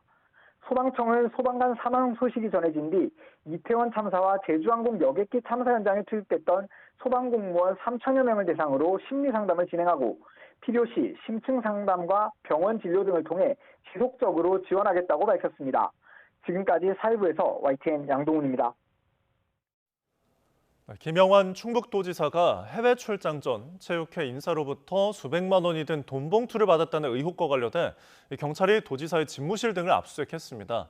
충북도청 개청 이래 첫 도지사실 압수수색인데 김 지사는 관련 혐의를 전면 부인했습니다. 김기수 기자입니다. 김영환 충청북도지사가 돈 봉투를 받았다는 의혹과 관련해 경찰이 도지사 집무실에 대한 압수수색을 벌였습니다. 압수수색 영장에 적시된 혐의는 청탁금지법 위반. 김 지사는 지난 6월 일본 해외 출장을 앞두고 체육회 인사들로부터 500만 원이 든 봉투를 건네받은 혐의를 받고 있습니다. 수사기관의 집무실 압수수색은 충북도청 개청 이래 처음으로 경찰은 영장 집행을 통해 김 지사의 휴대전화와 차량 출입 기록, 출장 관련 문서 등을 확보한 것으로 알려졌습니다. 또 체육회 인사가 운영하는 건설업체 등 모두 6곳에 대해서도 압수수색을 벌여 금품을 건넨 혐의를 받는 체육회 인사의 휴대전화도 확보한 것으로 확인됐습니다. 하지만 경찰은 압수수색과 관련해 수사 중인 사안이라며 자세한 답변은 피했습니다. 수사 중인 사안이라 제가 자세한 내용을 여기서 말씀드릴 수는 없습니다. 이해해 주시기 바랍니다. 김 지사는 압수수색 이후 별도의 입장문을 통해 관련 혐의를 강하게 부인했습니다. 김 지사는 금품을 받은 사실이 없고 경찰 조사를 통해 사실관계가 명백하게 밝혀질 것이라고 강조했습니다. 경찰은 압수물에 대한 분석을 통해 관련자들을 추가로 불러 조사할 방침인 가운데 금품 전달 과정과 사업 추진 과정에서의 특혜 여부 등을 들여다볼 예정입니다. YTN 김기수입니다. 국회의원 시절 가상자산 투자로 거액을 번 사실을 숨기려 허위로 재산을 신고했다는 혐의로 재판에 넘겨진 김남국 대통령실 디지털소통 비서관이 항소심에서도 무죄를 선고받았습니다. 서울 남부지방법원은 오늘 허위로 재산을 신고해 국회 업무를 방해한 혐의로 기소된 김 비서관의 항소심에서 1심과 같이 무죄를 선고했습니다. 재판부는 피고인이 입법 공백 상태를 악용한 건 바람직하지는 않다면서도 위계에 의해 국회 재산심사 업무를 방해했다고는 볼 수 없다고 판단했습니다. 한국과 필리핀을 오가면서 불법 외환 거래, 이른바 환치기를 한 조직이 세관 당국에 적발됐습니다. 이들은 원정 도박에 쓰일 판돈을 한국에서 필리핀으로 직접 날랐는데 그 규모가 1,000억 원이 넘습니다. 최하영 기자가 보도합니다. 세관 당국이 한 남성 집에 들이닥쳤습니다. 여행 가방을 열어보니 가지런히 접힌 옷마다 수상한 봉투가 하나씩 나옵니다. 옷에서 지금 하나하나 다 나오고 있어요. 이게 지금 옷 딱 봐도 선생님이 입은 옷들은 아닌데, 그죠? 봉투에 든 건 $100짜리 지폐 여러 장. 은행을 거치지 않고 필리핀으로 불법 반출하려다 덜미가 붙잡혔습니다. 이들은 공항 엑스레이 단속을 피하기 위해 돈 봉투를 이렇게 옷가지에 끼워 넣거나 이 재질이 비슷한 휴지 사이에 끼워 넣어 밀반출하는 치밀함도 보였습니다. 필리핀에서 불법 환전이 필요한 고객이 한국에 있는 공범에게 원화를 보내면 해당 금액을 현지에서 페소화로 전달하는 방식으로 환치기했습니다. 그런데 이렇게 바꿔준 페소화가 도박 자금으로 대부분 탕진됐고 현지에서 환치기 자금이 돌지 않자 직접 한국에서 달러를 날랐습니다. 최근 환치기는 가상자산을 통해 이루어지는 경우가 많은데 직접 돈을 옮긴 이유도 있었습니다. 그동안에는 김치 프리미엄이 있지 않았습니까? 그래서 여기 같은 경우에는 일방적으로 이쪽으로 나가다 보니까 이 나가는 것을 가상자산으로 가면은 오히려 손해를 보게 되는 구조죠. 이런 식으로 지난 3년 동안 불법 거래한 외화는 1,370억 원 상당. 세관은 주범 등 10명을 외국환거래법 위반 혐의로 검찰에 넘겼습니다. 또 환치기 이용자들에게 과태료를 부과하고 인천공항에 검색 강화를 요청했습니다. YTN 최하영입니다. 지난해 금사과로 불릴 정도로 가격이 급등했던 사과 가격이 또 들썩이고 있습니다. 폭염 등 이상기후가 작황에 영향을 주고 있기 때문인데요. 채소 가격도 심상치가 않습니다. 취재기자 연결해서 알아보겠습니다. 오동건 기자, 요즘 사과 가격이 오르고 있다고요? 네, 그렇습니다. 사과 가격이 출렁이고 있습니다. 후지 사과 10개 기준 소매 가격은 35,220원으로 비쌌던 지난해와 비교해도 8.12%, 평년보다는 무려 15.2%나 올랐습니다. 지난 3월 경북 지역의 대표 사과 주산지에서 대규모 산불이 발생했고 최근 폭염과 폭우 등 이상기후로 작황도 좋지 않아 공급이 부족한 탓입니다. 한국농촌경제연구원에 따르면 8월 사과 출하량이 약 5.7% 감소할 것으로 예상되고 있습니다. 저장 사과가 다 소진된 시점인데 홍로, 부사, 사과가 풀리지 않아서 사과 공백기가 이어지고 있는데 추석까지 공급 부족 현상은 이어질 것으로 보입니다. 복숭아 가격도 100도 10개 기준 소매 가격은 22,953원, 지난해보다 27.84% 올라 과일 가격이 전반적으로 비싼 편인데 소비자의 말 들어보시죠. 작년보다도 굵기도 작고요. 작년보다 좀 비싼 것 같아요. 어쨌든 과일 잘 못 먹겠어요. 네, 이런 과일뿐만 아니라 채소 가격도 걱정이라고요? 그렇습니다. 7월 생산자 물가를 보면 농림수산품이 전월 대비 5.6% 상승했습니다. 특히 농산물이 8.9% 올랐는데 시금치가 무려 171%, 배추는 51% 껑충 뛰었습니다. 7월 생산자 물가지수는 6월 대비 0.4% 올라서 농산물이 물가 상승을 주도한 것으로 보입니다. 역시 날씨 탓인데 기온이 올라가고 습도가 높아지면 병해충이 기승을 부리게 됩니다. 작황에 영향을 끼쳐 공급이 줄어들 수밖에 없는 상황입니다. 여기에 여름철 수요가 몰리는 쇠고기, 돼지고기의 생산자 물가도 각각 6.5%, 4.2% 올랐습니다. 생산자 물가는 기업이나 도매상에서 판매하는 상품과 서비스의 평균 가격을 의미해서 한두 달 뒤에 소비자 물가에 반영되기 때문에 식탁 물가의 부담으로 작용할 것으로 보입니다. 지금까지 경제부에서 YTN 오동건입니다.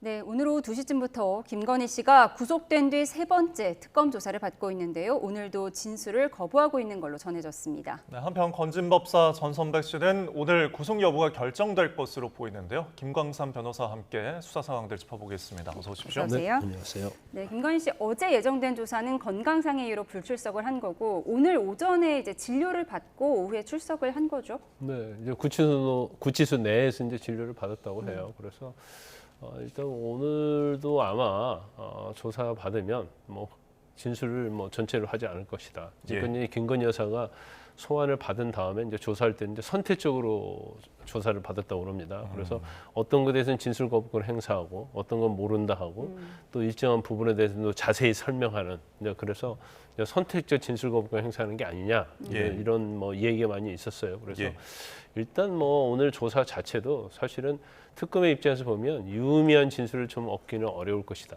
하지만 특검은 지금 수사 대상에 대해서 수사를 하고 있는 입장이잖아요. 그러면 김건희 씨가 아무리 진술 거부권을 행사한다 하더라도 사실 그 부분에 대해서 이제 확인할 필요가 있기 때문에 이제 건강상을 이유로 오지 못한다고 출석하지 못한다 하더라도 이제 소환할 수밖에 없는 그런 상황입니다. 자꾸 건강 문제를 언급하는 것 자체가 수사에 영향은 없을까요? 그런데 뭐 이 건강 자체가 지금 뭐 우울증과 관련된 거라고 하잖아요. 물론 이제 육체적 질병 못지않게 정신적 질병도 굉장히 중요하죠.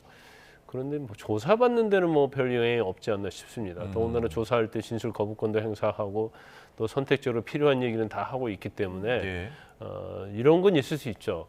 어제 조사했는데 어제 뭐 상당히 한 5시간, 6시간 조사했는데 건강한 사람들 다음 날 또 가서 몇 시간씩 조사받으려면 굉장히 힘든 면이 있어요. 그런데 일단 뭐 김건희 여사의 건강, 김건희 씨의 건강 상태가 그렇게 좋은 건 아닌 것 같아요. 그러니까 뭐 꾀병이랄지 그런 건 아닌 것 같습니다. 몸무게도 엄청 빠졌다고 하고 그렇다면 본인이 이제 조사를 감내하기가 상당히 쉽지 않다. 하지만 조사하러 소환을 했는데 가지 않았을 때 뭐 경우에 따라서는 그게 본인에게 이제 불이익을 미칠 수 있기 때문에 조사에는 응하되 진술 거부권을 행사를 하고 그다음에 경우에 따라서 이제 건강이 아주 안 좋으면 그때는 이제 나가지 않겠다고 하는 그런 전략적으로 나가고 있다고 이렇게 봅니다. 알겠습니다. 조사할 대상이 뭐 많기 때문에 계속 소환은 좀 불가피할 것으로 좀 짚어주셨는데 그런데 김건희 씨가 이 면회를 할 때는 적극적으로 목소리를 냈다고 합니다. 이 심평 변호사가 일단은 주장하고 있는 김건희 씨의 발언을 먼저 듣고 이야기 나눠보죠.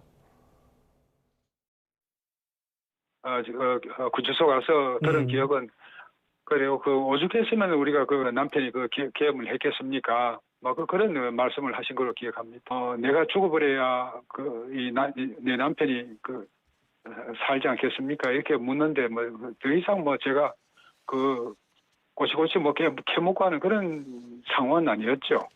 김 여사가 하신 뭐 정확한 그 워딩은 뭐 그렇게 지가 배신을 하지 않았으면은 무엇이든 지가 다 차지할 수 있었지 않겠나. 뭐 그런 식으로 말씀을 한 것으로 기억합니다. 남편이 끝까지 버텨달라는 말을 꼭 좀 전해달라고 하시고, 그러나 이제 그 말이 꼭 어떤 불의의 일을 당할 사람이 남편한테 마지막으로 전하는 말 같아서 저는 아주 기분이 섬뜩했죠. 그러니까 심평 변호사가 면회를 하고 나서 여러 가지의 이야기들을 굉장히 좀 언론에 많이 전했네요. 이거 어떻게 보세요? 근데 원래 이제 대통령의 멘토라고 알려졌던 사람 아닙니까? 그런데 윤석열 정부 때부터 사실 이제 가끔 나와서 잊을만 하면 한 번씩 언론에 나와서 얘기를 했어요. 그때도 많이 지탄을 많이 받았죠. 그 어떤 사실적인 것보다는 이제 자기의 어떤 정치적 의견이 마치 뭐 윤 전 대통령의 생각인 것처럼 그래서 그 사실이냐 아니냐 이런 공방이 상당히 많이 있었어요. 근데 이번에 보니까 이제 김건희 씨를 만난 건 맞는데 과연 김건희 씨의 어떤 했다는 이 얘기 자체가 이게 정말 사실이냐 아니냐 이제 그런 부분이 지금 논란이 되고 있어요. 그런데 본인이 보니까 언론 인터뷰도 마찬가지고 김건희 씨가 어떤 얘기를 하면 거기에 대해서 자기의 해석을 붙이더라고요. 그래서 내가 들었는데 뭐 마치 뭔가 뭐 섬뜩하게 느껴졌다. 그런 이런 취지로 얘기했지 않겠느냐. 뭐 이런 식으로. 그러니까 그냥 만약에 정말 만나서 김건희 씨도 들은 얘기가 있다고 한다면 그대로 뭐 언론에 전달할 수 있겠죠. 근데 이런 생각을 가지고 했던 게 아니냐. 뭐 이런 식으로 이 얘기하다 보니까 지금 논란이 많이 되고 있어요. 그리고 지금 전체적으로 보면 이제 신빙성이 어디까지는 모르겠어요. 아마 전체적으로 뭐 거짓말이다거나 그다음에 김건희 씨 하지 않는 얘기를 했다 이렇게 볼 수 없는 측면이 있는데 저는 처음에 어떻게 해가지고 김건희 씨를 접견을 하러 갔지 이런 생각을 했었거든요. 근데 지금 김건희 씨 이제 변호인이 밝힌 바에 의하면 대통령이 보내서 온 것처럼 해서 면회를 접견을 신청했다는 거 아닙니까? 근데 일반적으로 접견 신청하면 뭐 면회도 마찬가지입니다만 일반인 면회도 마찬가지고 예. 당사자가 거부할 수 있거든요. 그런데 마치 대통령이 보낸 것처럼 접견을 신청해서 만나서 면접을 하고 했는데 그 과정에 있어서 어떤 기자하고 같이 짜고 들어갔다는 거예요. 네. 들어가서 떠보라는 식으로 서로 이 얘기가 돼서 떠봐가지고 떠보는 거에 대해서 어떤 얘기를 하면 거기에 이제 자기 의견을 붙여서 그 김건희 씨 변호인의 이야기하면 예. 거기에 자기의 어떤 정치적 견해와 상상을 더 씌워가지고 왜곡하고 있는 아주 불순하게 왜곡하고 있다. 이제 이런 예. 취지로 얘기를 하더라고요. 그래서 그 김건희 씨의 변호인 말에 들으면은 이게 정말 사실대로 그랬을까 그런 생각이 들어요. 근데 뭐 일부는 뭐 다 지어낸 얘기는 아니겠죠. 이제 그러다 보니까 예. 이제 신평 변호사 이 얘기의 어떤 신빙성에 지금 굉장히 문제가 많이 있다. 이제 그런 시각이 있을 수 있는 거죠. 신평 변호사의 일방적 해석이 가미됐다는 점도 저희가 감안해서 지금 해석을 하고 있습니다. 이 대화 내용 가운데 서희건설이 정권과 짜고 우리를 죽이려 한다 이런 말도 했다고 전해지고 있는데 그렇다면 이 목걸이를 자수한 이봉관 회장에 대한 원망이 드러났다고 해야 할까요? 그렇다고 볼 수 있죠. 더군다나 이봉관 회장이 저희 갑자기 자수서를 내고 예. 저렇게 할 줄은 아마 상상을 못했을 가능성이 커요. 더군다나 자수서가 그냥 우리가 목걸이를 사서 김건희 씨에게 줬다 이게 아니고 구체적으로 그 과정, 준 장소, 그러면 나중에 이제 목걸이 또 돌려받았다는 거고 또 목걸이나 귀걸이 이런 보석을 선물할 때 어떤 인사청탁을 했다랄지 어떻게 보면 그게 굉장히 범죄와 관련된 건데 너무 구체적으로 자세히 얘기하고 있는 거죠. 그렇지만 김건희 씨 입장에서는 그게 아니고 모조품이었다 이렇게 갖고 빌렸었다 이렇게 얘기를 하고 있잖아요. 예. 너무 이렇게 배치가 되는데 김건희 씨 이야기는 추상적이죠. 모조품 빌렸었다. 하지만 서희건설의 이봉관 회장 측의 어떤 자수서에는 금액부터 시작했고 모든 과정이 다 나타나 있고 예. 나중에 이제 돌려받은 과정까지 돌려줄 때도 빌려줘서 고맙다 하면서 돌려줬다는 거 아닙니까? 그럼 결과적으로 어떤 범죄 회피하기 위해서 그 당시에 굉장히 많은 게 문제가 되고 김건희 씨가 고발을 당하게 되고 네. 그다음에 그때 최재형 목사인가요? 그 사람으로부터 디올백 디올백 받아가지고 그런 것들이 문제가 되니까 이제 그때 실컷 받아놓고 와가지고 돌려줘서 고맙다 이런 식으로 얘기했다는 거 아니에요. 네. 그러는데 너무 이제 서희건설 자세히 얘기하니까 굉장히 당황했을 거예요. 그런데 뭐 만약에 신평 변호사 이게 사실이 된다고 한다면 서희건설이 정권과 짜고 우리를 죽이려 한다. 이 말 자체가 이제 자수서의 어떤 진정성, 사실성, 팩트를 인정하는 건지 예. 아니면 그건 거짓이고 짜고 하는 거냐 이제 이런 건지 뉘앙스는 좀 뭔지는 잘 모르겠어요. 근데 네. 일반적으로 김건희 씨를 지지하고 그다음에 윤 전 대통령의 윤 어게인을 주장하는 사람들하고 이 말이 상당히 똑같은 말이거든요.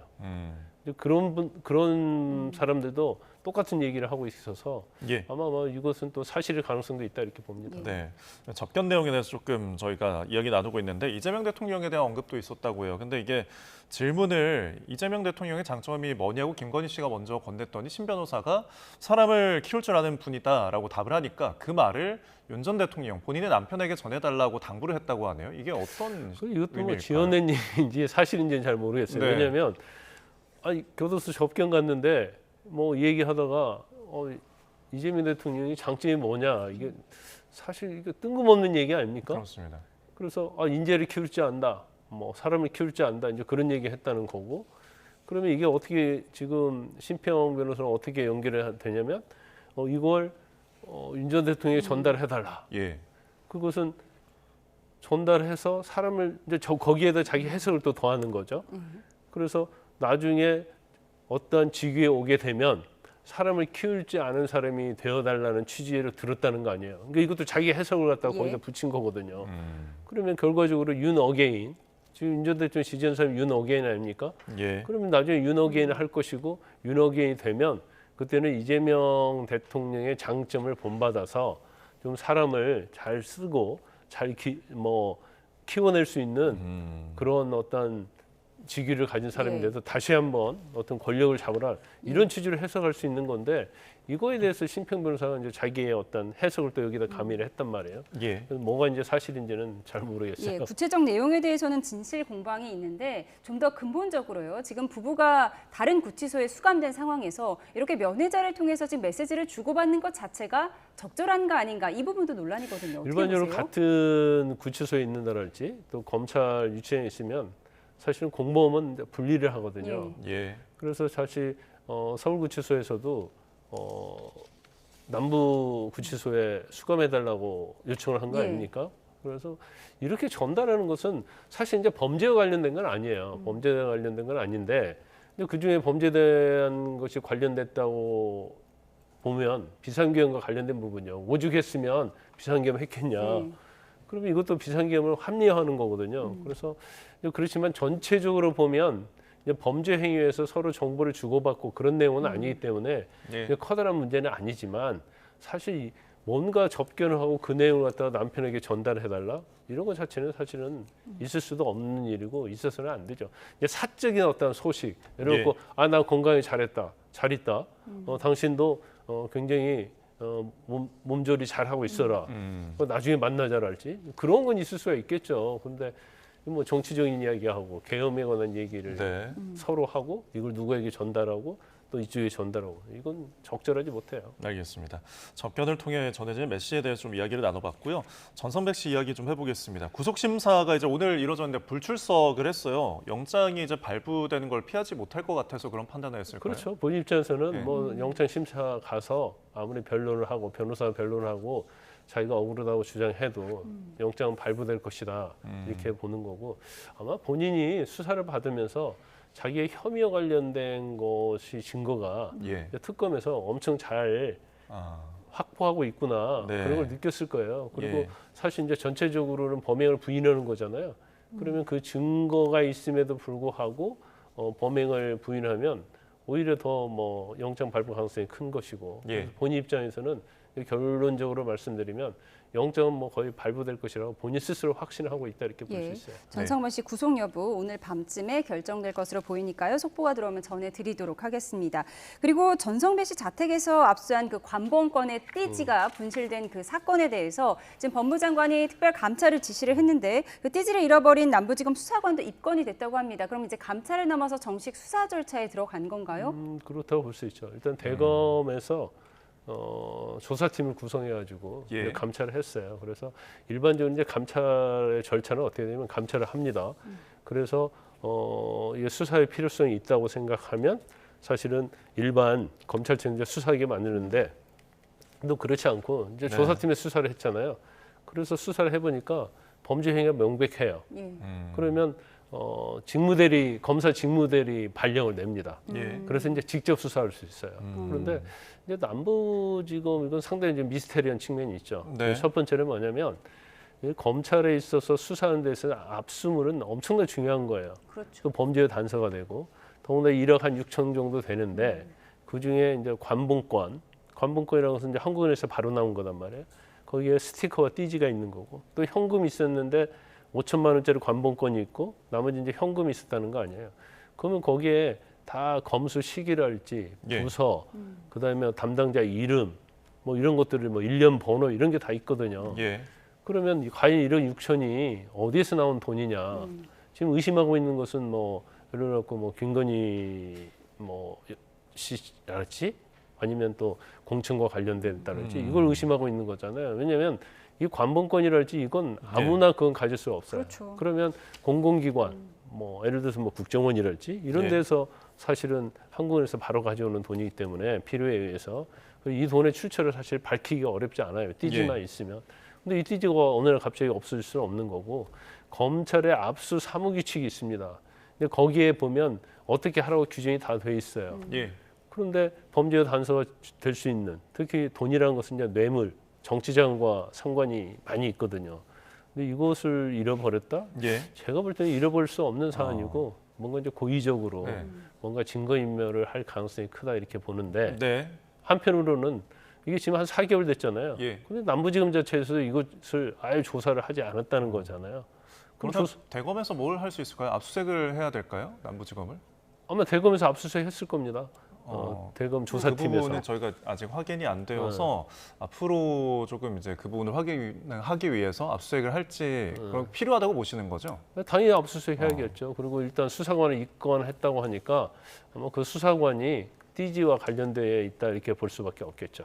예, 알겠습니다. 남부지검 압수수색에 대해서는 이제 대검에서 오보였다라고 일부 언론의 그런가요? 보도에 대해서 부인했다는 점은 알려드리도록 하겠습니다. 네, 지금까지 특검사관 김광선 변호사와 함께 이야기 나눠봤습니다. 오늘 말씀 고맙습니다. 고맙습니다.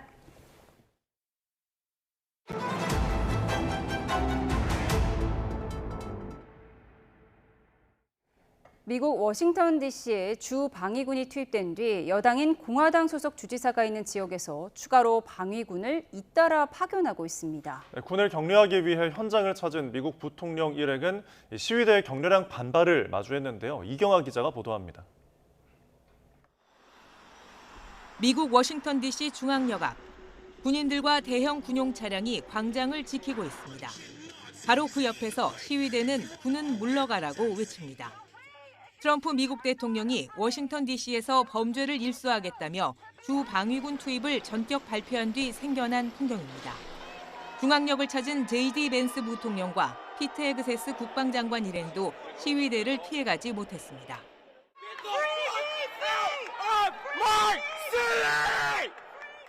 격렬한 외침은 이들이 건물 안으로 들어갈 때까지 이어졌습니다.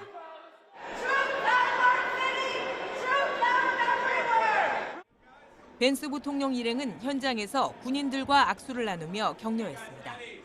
이어 주 방위군 투입 이후 며칠 지나지 않았지만 치안 상황이 크게 개선됐다고 주장했습니다. And one of the things that we've done already in Union Station in just 9 days is we've made it a place where people can walk around safely. They can bring their kids again. They can see this beautiful monument, the architecture. They can have a meal with their friends and their loved ones. 강하게 반발하는 시위대를 겨냥해 보란 듯이 더 많은 군을 투입하겠다는 발언도 나왔습니다.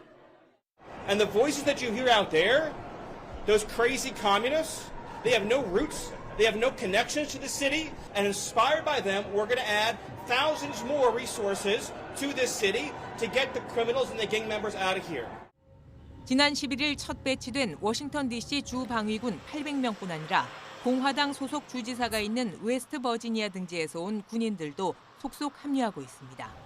이번 주말까지 집결하는 병력은 2,000명 수준에 이를 것으로 예상됩니다. 워싱턴 DC 주 정부와 미국 민주당은 트럼프 대통령의 주 방위군 투입 행정명령을 멈춰야 한다며 법적 대응에 나섰습니다. 미국의 수도 워싱턴 DC는 이제 그 자체로 극심한 정치적 분열을 상징하는 현장이 됐습니다. YTN 이경아입니다. 오늘도 폭염이 기승을 부렸습니다. 무더위 속 대기 불안정이 심해서 곳곳에 소나기 구름이 발달했는데요. 오늘 밤까지 내륙을 중심으로 소나기가 이어지겠습니다. 퇴근길에 우산 챙기시는 게 좋겠습니다. 폭염특보는 나날이 강화되고 있습니다. 오늘 밤 사이에도 열대야가 나타나는 곳이 많겠고요. 내일 낮에는 찜통더위가 이어지겠습니다.